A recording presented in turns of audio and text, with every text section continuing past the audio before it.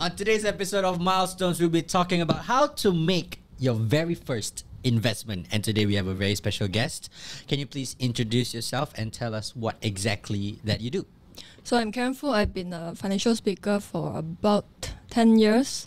And my parents, they are actually stock investors. So when I was born into this world, my parents, they already started to teach me how to invest in stocks. Of course, when I was younger, I didn't take it seriously because I was just playing a lot of games. Then only when I was in high school, then I started to pick up investing and then start to learn a little bit here and there. And then eventually I went to uni to study banking and finance.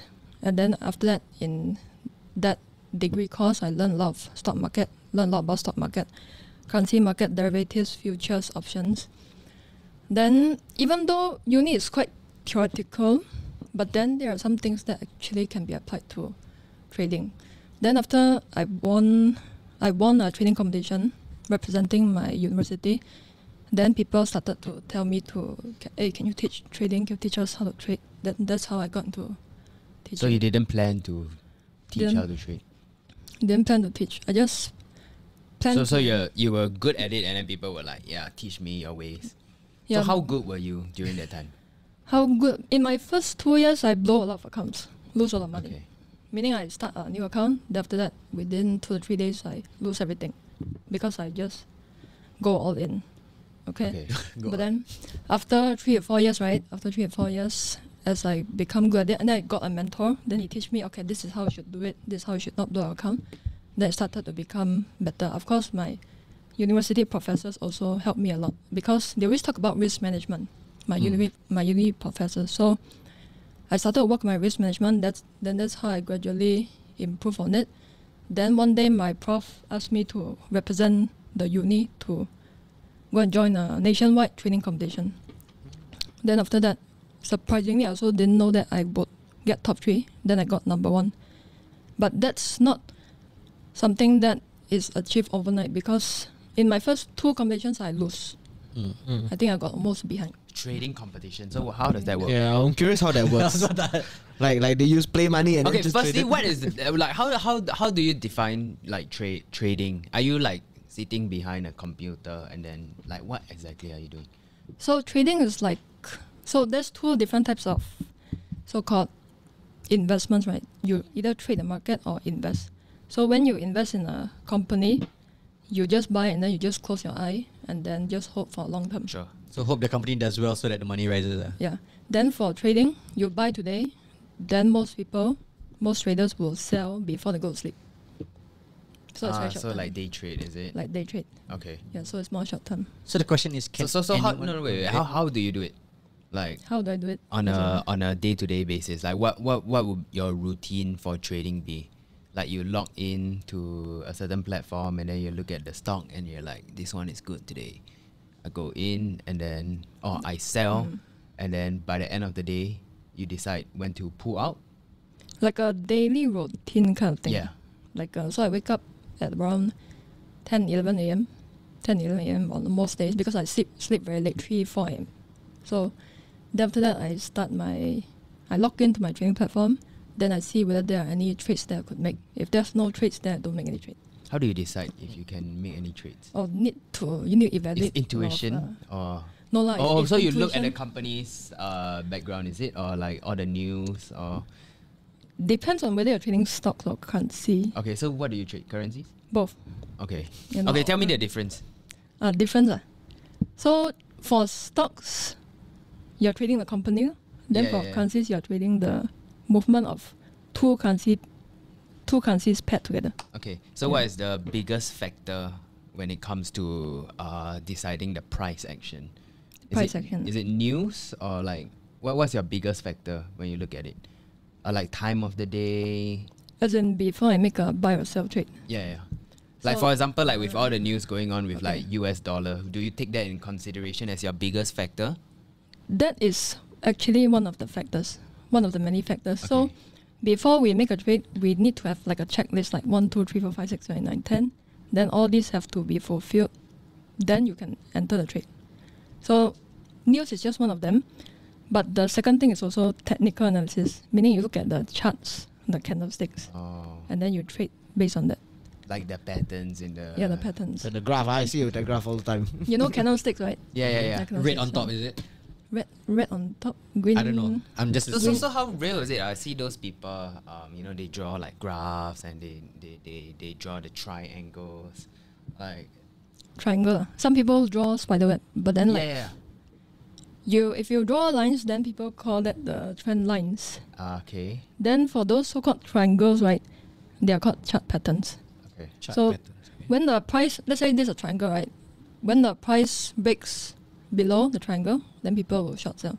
When it breaks above the triangle, then people will buy. So that's one of the strategies. Cool. Do you trade crypto? I don't need to trade crypto because the volatility is too much. And also I don't really understand fully about crypto, so I try not to touch something that I don't understand. Oh, so you just stick to what you're good at. Yeah. So is that something you would tell like first time people who try to go for an investment? What would you suggest to them? Like, do they go straight into stocks? Do they go into currency, or like just for the hype, go into crypto and NFTs? Depends on your risk appetite. If you're like a risk taker, right, then you go for the more volatile assets.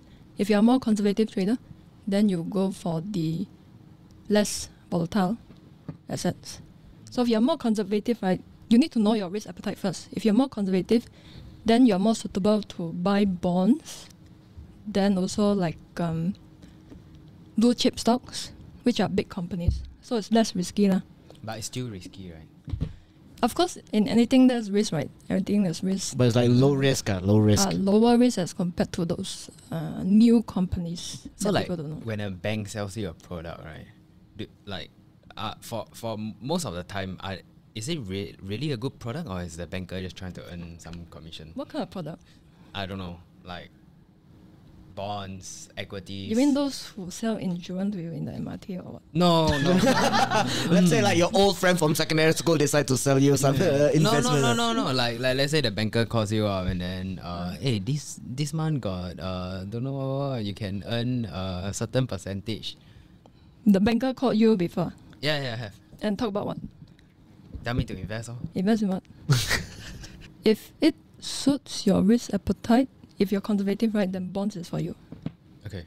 So bonds are conservative. Conservative. So the second part to the question would be, how do you recover from a massive loss? Let's say you make the wrong trade or the market crashes and this person who's trading, he's upset and he's not in the right state. Just after such a big loss. So in my first 2 years, actually, I'm gonna admit it's very hard for me, because like even losing $50 or $5, even though it's not that significant, it's a big blow on my ego. So I actually became like depressed by it, which is quite surprising in the first year. But then in the second year, as I started to learn more from my mentors, read more books, then learn more from all the successful traders, I realized that, hey, losses are actually part and parcel of everything, of being a successful trader. And I realized that we tend to learn a lot more from our losses as compared to our winning trades.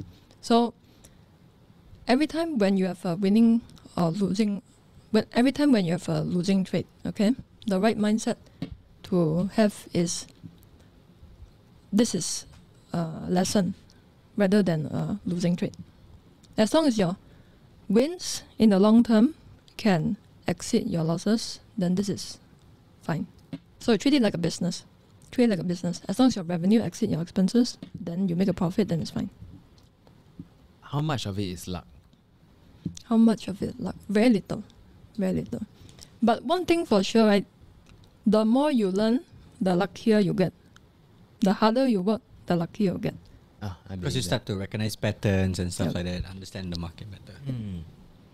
So so bring me through those first 2 years, like how did it feel for you, like personally, like how did you actually like come back from that? Just by reading books? First thing is the passion, because when you have a passion for something, you face some setbacks, you're more likely to stand up and persevere as compared to somebody who's just here for the money. A lot of people quit because they're just here for money. They're not passionate about finance. They're not passionate about stock market, currency market. Okay. So And you need also- to have interest. That's a really interesting thing.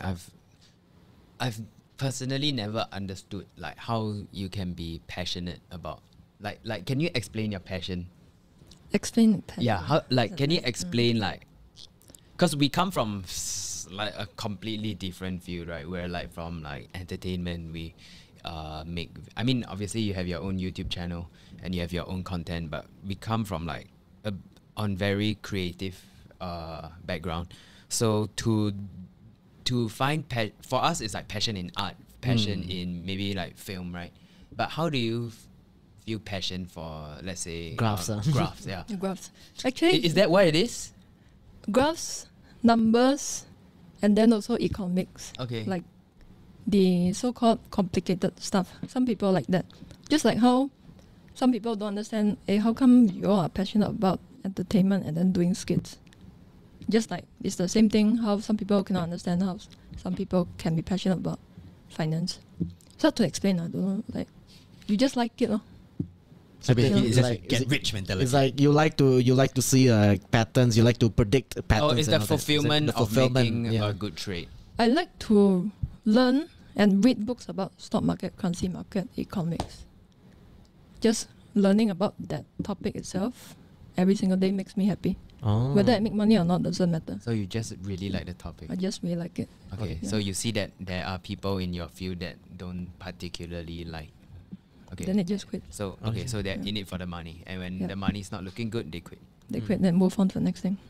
Usually, what would be the next thing after trading? Let's say a trader done it for 5 to 7 years, feel like, you know what, this is not it for me. Depends. Usually, what is it? Is it like banking, property, Accounting. agent? Depends. Some people become property agent. Then some people start interior designing business. Like very random. Depends on who. So Oh, so there's not like a specific field Field, that you can like bring this experience to? I'm sure there is, right? some people they Or jump. they just don't want it anymore. They're like, They want. I don't want to do this. I don't want to do any graphs anymore. Some people they just jump to the next hot thing. Like let's say if right now NFT is very hot. Example, yeah. Right. Let's say if NFT Yeah, is this very hot. not financial advisor. Then after that they jump to let's say mobile app because it's very hot. It's a hot right, market. right. Yeah. And then next they go to AI, something like this. Yeah, a lot. Even gurus, Gotcha. they jump from teaching this. Then next day, when the next thing is hot, then they become an expert in that topic suddenly. So they're just expert at looking like an expert. In a way. So basically fake it till you make it. Is it? Got it. All right. Okay. Got it. So, speaking about AI, right? I actually saw a TikTok about you mentioning that AI will somehow affect the finance industry in general. Can you elaborate more on that? AI, even before ChatGPT, okay, which a lot of people are talking about now, we already use AI to trade. Meaning a robot is going to trade for you. Yeah. Yeah. So like Grab does the, it now, right? The ones. So you can basically program your AI to Trade for you. trade, Can? go in at a certain price, come out at a certain price, and repeat the whole process. Yeah, can. So it's like a bot, and Yeah. just earning money on the side. Unless there's a so what can go wrong with that? If there's an Can anything go wrong with that? let's say if there's a pandemic disaster, then it's going to move the prices massively. it's too extreme. It's too Recession, volatile. Okay, then nobody can predict that, even a bot. right. Then it's going to make you lose money. So the bot only works for like, let's say it goes sideways and it's a bit Yeah, like normal times. okay, but still can earn. Depends on what bot you use or Okay. buy or Or program. can buy. So, Can buy, can buy. technically, there are bots that are better than just setting parameters for them. Is it? Depends on what bot you use or who you buy from. Okay, so I get it. But with AI, it's not just programming already. The AI is able to look at the algorithm and then see what are the past patterns and how it can predict the. Can. Okay, so how do you think it will affect the future? How do I think it's going to affect? So because we have been playing with AI for so many years already. So ChatGPT, the best it can do for traders now is to write the code for you. Mm-hmm. Write the code for you. But then you still need to back test after it wrote the code for you, and then to see whether it's profitable or not. And also you need to know coding to be able to see, okay, did ChatGPT write the correct code for me or not. Very interesting. No, very in depth. I didn't know I'm gonna there was try. coding involved. You're gonna try? I mean, I'm not gonna try, but I think it's just very interesting. Why to would see you not how- try? My risk appetite is very little. Very, very small. Very small. I'm a very safe guy. I'm a very risk taker, so I might get in trouble if I do it. You can try. You can try. All right. So, okay, can you just explain what is like any tips for people before they even like think about investing in any aspect? I think the problem nowadays is a lot of people, they trade or invest into something without studying it, without doing the research. So before you even start trading or investing into something, right? Okay, I've made that mistake before. Before you even invest or trade something, you gotta spend at least minimum 6 months Learning about the thing first. learning about things. Oh, that's so different because what I just hear what my friend says. Oh, it's good. Okay, try. Same. Just buy- just straight you're, away buy. you're gambling. I'm gambling. Gambling already. Yeah. Yep. So in that 6 months, like just pure studying. Just pure studying. To be conservative, 1 year. 1 year. Studying for 1 year. Still better than you study the whole entire lifetime in school, then work in a job for 40 years, then retire at 65. So what is 1 year to you? When you can use that money. But when you're saying eventually studying, earn. you're not just studying a company, right? You're studying like. Studying at stock market depends on what you want to Right. trade or invest. Stock market, currency market, depends on what you want. So let's say you have just some money, but you don't really want to study this because you have a separate job. Okay, you got no time. Yeah. What do you recommend like these people do? If you are super busy, you work full time, then you got one part-time job, then you need to study part-time, then you can invest in a ETF. What is an ETF? ETF. So ETF is like a basket of stocks. So instead of buying one stock, picking one stock, you buy a basket of stocks. So S&P 500, I'm sure you know already. Yeah. S&P 500 is a basket of 500 companies in the US. So in the long term, this 500 companies for sure is going to go up. For sure. Of course, in the short term, in 1 year, it might go down or make a correction. But in the long term, over the span of 5 to 10 years, for sure it's going to go up. So the easiest way to not, if you don't want to study, you don't want to learn anything, you got no time, is to put money into S&P 500 ETF and then just hope for long term. For sure it's going to go up because of inflation. And also if there are bad companies in that index, in that basket of 500 companies, it's going to get kicked out. Then replaced by a better company.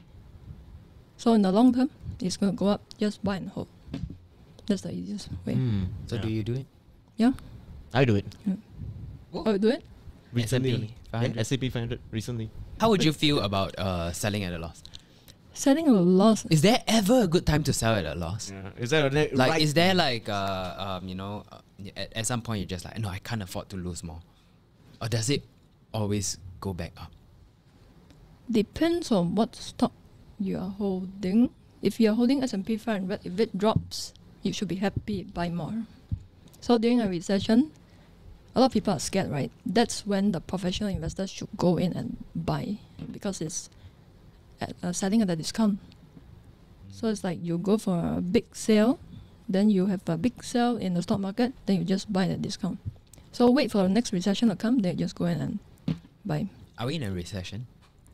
No, I don't think so, like, because inflation is very high Okay. still. Are we going to be in a recession? Nobody can predict, even I cannot predict.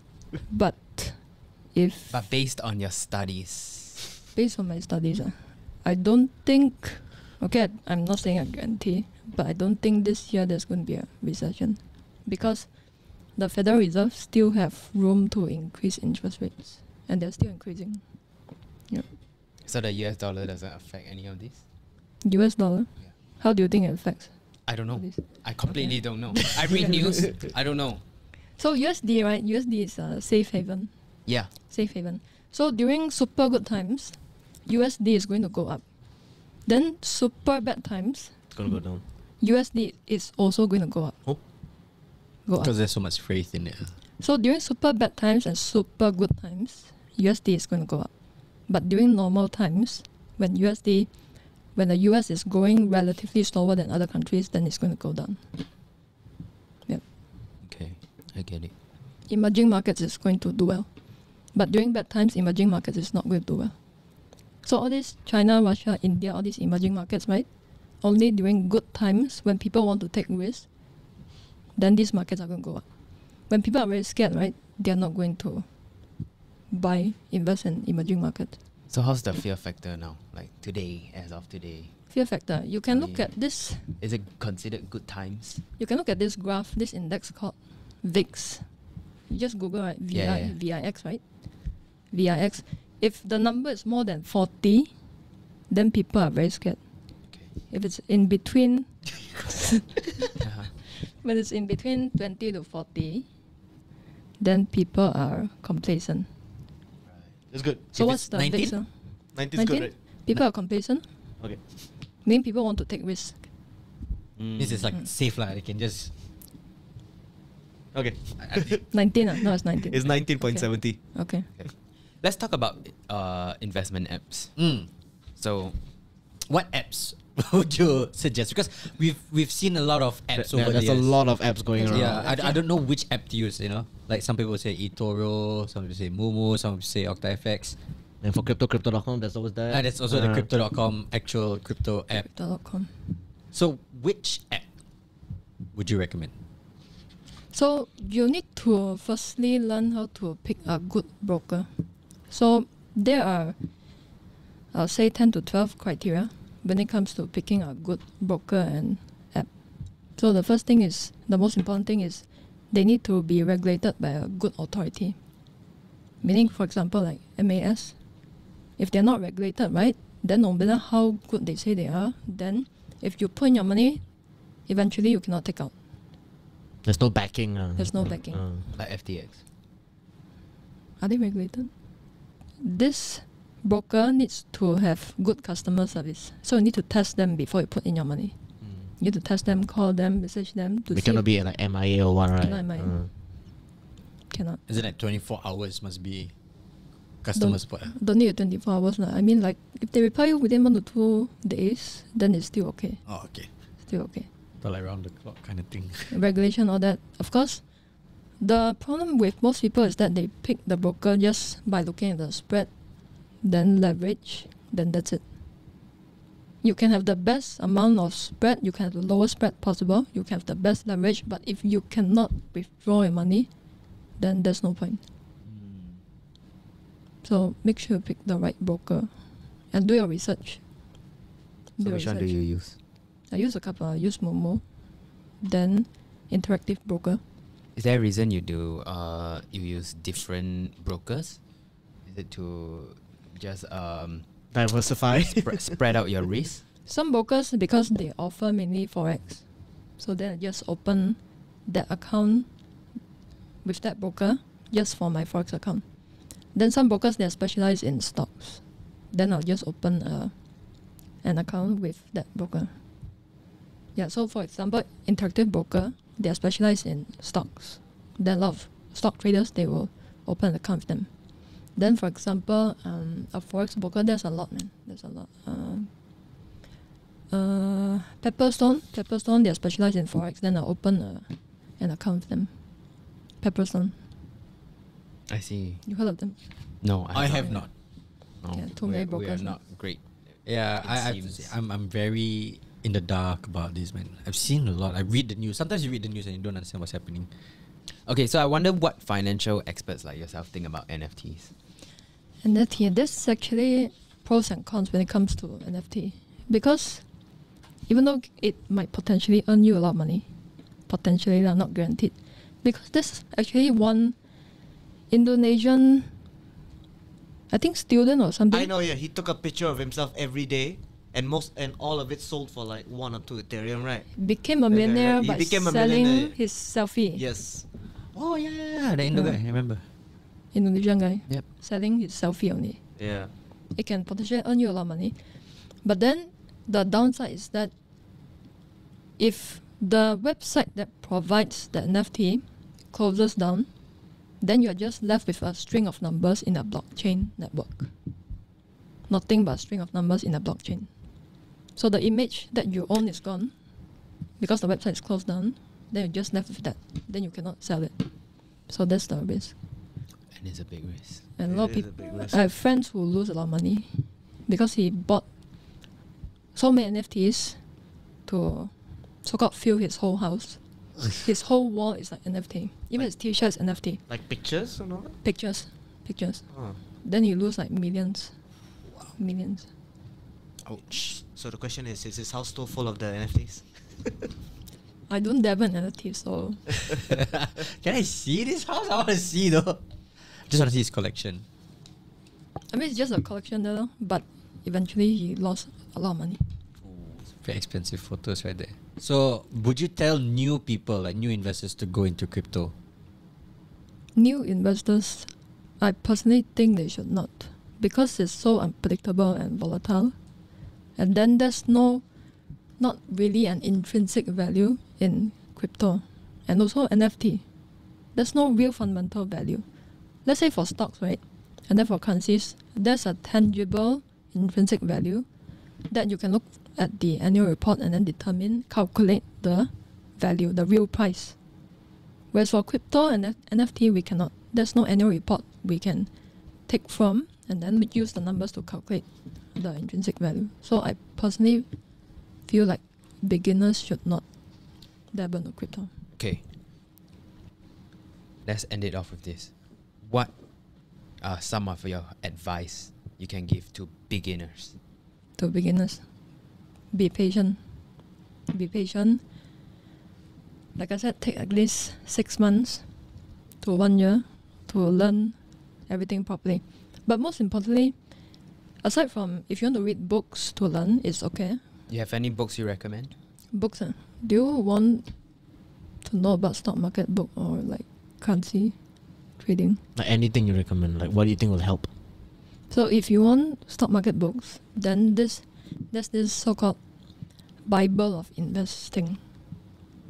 In the community now, we call it the Bible of investing. It's called Intelligent Investor. The Intelligent Investor. Okay. So that's the so-called best book for stock market. It's red color, and that's this thick. Okay, they'll take time to read it. Then, if you want something that's less thick, then this book called Little Book of Common Sense Investing. Both also red color. Then you can just buy that and then read. But I would say the fastest way to master stock market, master currency trading, is to get a mentor. I don't care who you learn from, okay? You don't have to learn from me. I don't care who you learn from, but make sure you pick somebody who is experienced, who has got the credentials to show for. Then you decide to learn from him or her. How do you find a mentor? Do you mean like a YouTube mentor? Like Depends you on watch your time. YouTube and you're like... Or like a physical mentor, like he really like become your sensei like that. Yeah. If you want a face-to-face mentor, it's actually better because I feel like he can provide you with the emotional support. You can see the yes. composure when he loses a few millions. YouTube mentor, we can only comment on sadness. I don't take in... Oh, you don't do mentorship? Why not? I used to do like face-to-face mentorship, but then after that I want to focus more on my trading. That I cut down on teaching. I just cancelled all my seminars in 2019. And also because for my courses, right, I need to teach for 2 whole days. So it's like from morning until night time. So you're missing chances to trade. Then right? I'm like, wow, this is too time consuming. Then I'm like, I want to focus on trading. Then I just remove that completely. But find the right mentor. And then after that, you need to practice on a virtual account. So you open a virtual account with a broker. Then you practice with virtual money. Yes, I done that before and somehow managed to lose all of it. Okay, then you restart the whole thing. It's like playing a game. Okay. Yeah. Cool. Okay, I still have one last question. Just Asking for a friend? no. Asking How many screens does your computer have? I was about to ask that question. if I'm traveling, right? Yeah. Is the phone considered? Yeah. Yeah, yes. so that's like Phone one is screen. okay. So how many Phone is iPads one do you have? screen, Yeah. If phone is one screen, then if I'm traveling, then it's 3 screens. So 1 iPad, 2 phones maybe. I don't have iPad. So three phones. I want to buy. Computer. So one phone, then one laptop, then one, you know those portable Yeah. Extra screen, is it? extra screen? Portable monitor, is it called? Yeah. Portable monitor. So just bring that, put that in my luggage. And at home? At home, Not enough. Not enough. 5 to 6. 5 No to 6. way. Okay. Okay, I have 3 and I think it's too much. But sometimes if I'm tired, right, my eyes very tired, right, then I just use 2 screens. Right. Yeah. Okay, well, 2 screens, okay. Okay, 2 screens. Everyone has 2 screens nowadays. And what's on the screen? What's Graphs. on I'm the guessing Like, that's what do graphs. you need on the screen? Okay, there's a graph. News. Then- graph, news, Okay, graph, news. There's 2. you still need more. Yeah. Like what? Let's just say on you have your- 6 on screens. your- Yeah. You have On 6. your You have 6. 5 to 6. Yeah, 6, right? It's 5 to 6, So- right? 6. Okay, Twitter feeds is one of them. Yep. Okay. The so feeds. They will consider news lah, basically. Then one screen can be currency charts. Then the second screen is the stock market chart. Then the fourth screen is the VIX. Just now I told you that that one's very important, like the Okay. VIX. Then the next screen can be a news website. Right. Then if I'm looking for stocks to buy, then the next screen can be annual report. Okay. Yeah. And How maybe, many monitors you buying of these? Maybe one more screen just for YouTube. The 7th screen for Chen Tan. Yeah. All right. Thank you. Thank you so much. Right, thank you. Thank you. Hopefully, you guys have learned a thing or two about investing, and always remember to do your own research and due diligence. And of course, if you want to find out more about Karen, links in the description below. See you guys next time, and bye bye. All right, thank you. Thank you. Thank you.